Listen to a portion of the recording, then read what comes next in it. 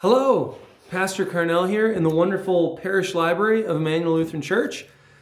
I'm doing a segment I have not done in well over a year that we call Ask a Pastor. And I've got 3 questions from some of our Sunday school children. And I was going to go ahead and just take a couple minutes here and read the questions and then give my best pastor's answer, my attempt at a pastor's answer. So here we go. I started with the simplest, and I'm going to the more complex. So the first one is, when Adam and Eve were made, how old were they? That's an intriguing question. I found that with little kids, they tend to ask the most questions about Adam and Eve and the serpent and the devil and heaven and hell and the reasons why God made everything. So those things. So the Genesis account, heaven and hell, so afterlife, if you will, divine destiny, and then questions about the why for existence. So, and actually, the 3 questions today are kind of involving those topics. So, how old were Adam and Eve when they were made? Well, we know they were not embryos when they were made. We know they were not babies. We know they were not toddlers. We know they were not aged people, old people. Genesis simply says that Adam was a man, right? Adam means man in Hebrew. And Eve sounds like the Hebrew word for life, because, as the text says, she was the mother of all the living, the mother of all human beings. So, presumably, Adam as a man and Eve as a woman were, fully made, mature human beings capable of creating human life, and in Eve's case, bearing and giving birth to a child. Genesis, is careful to say that when God made everything, he didn't make everything in an embryonic stage. He didn't make eggs. He made fully formed people, fully formed animals, fully formed mountains. And I often say, if you were to look at a mountain on, let's say, the day that God rested, the Sabbath day, the 7th day, if you were to look at the mountains, you'd think, wow, this has all been here for a really long time. And in a sense, it had been, because it's all old stuff that God made, fully matured stuff. But in another sense, no, it's not old at all. It's completely new. It's completely fresh. So that's pretty awesome that God made Adam and Eve and creation all fully formed. And Ephraim the Syrian, ancient church father from Syria, an Eastern church father, said the same thing in his commentary or his hymns on Genesis, that God made everything not as an egg or embryo, but everything fully matured. Second question, why does the Lord love us? We sin against him. It's also a wonderful question. Immediately what I think of my children. I think of my children asking me, Dad, Mom, why do you love us? We sin against you. And how would you answer that if you're a parent? You'd say, well, I made you. I formed you. You're mine. You're in my image. You're my darling. You're my angel. You're my life, my pride, my joy. You go on and on and on, the reasons why. Isn't God saying something similar to us? Even when we completely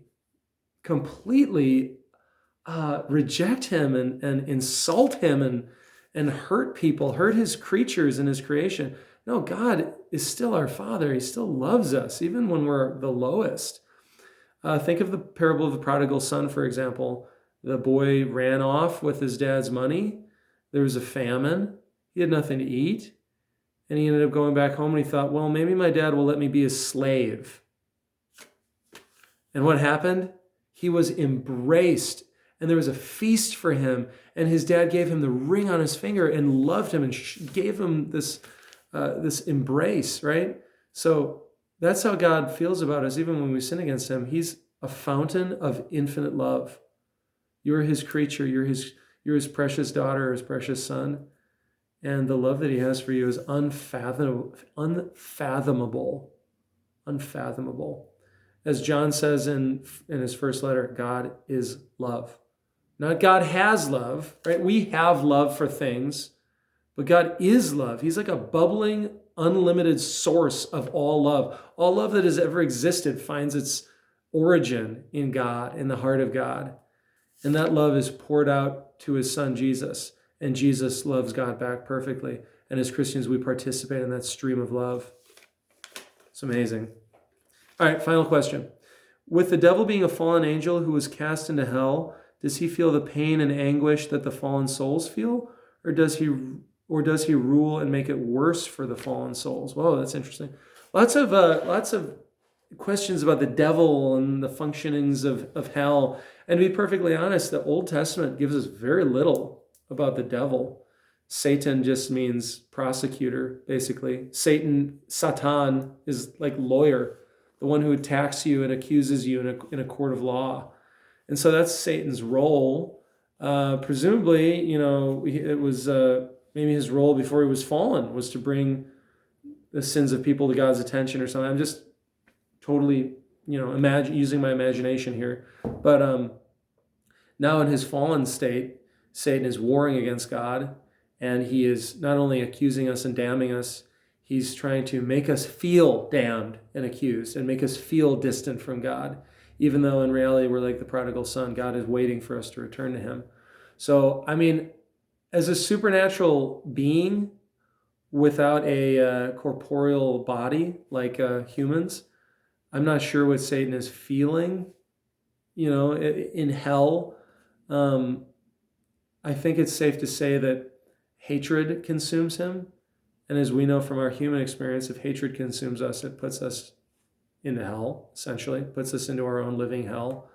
An incredible distance from God, from love, from freedom. So Satan must be feeling enslaved, futile, alone, bitter, angry, full of hate. And with that, it's almost better to get, physically beaten up or something, or physically burned, because these, if you're physically hurt, you recover. But if you're just consumed by hatred and fear and disgust, it hurts to think about. So Satan is constantly trying to lead people astray, cause people to sin against the loving Father, and drag people down to his own level of hatred and loneliness and separation. He's a roaring lion looking for someone to devour. He's Lucifer, the fallen star from heaven. He's the dragon, the beast. He's the serpent, the tempter. So be on your guard against Satan for sure. All right, thank you to the three students that asked those questions. I hope you learned something. And this is Pastor Carnell signing out from Ask a Pastor at Emmanuel Lutheran Church. God's peace to you all and blessings as Advent is right around the corner.